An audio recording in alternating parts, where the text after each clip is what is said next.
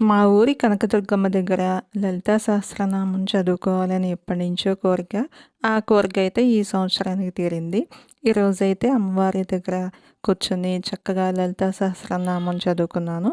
నాకైతే చాలా ఆనందంగా ఉంది.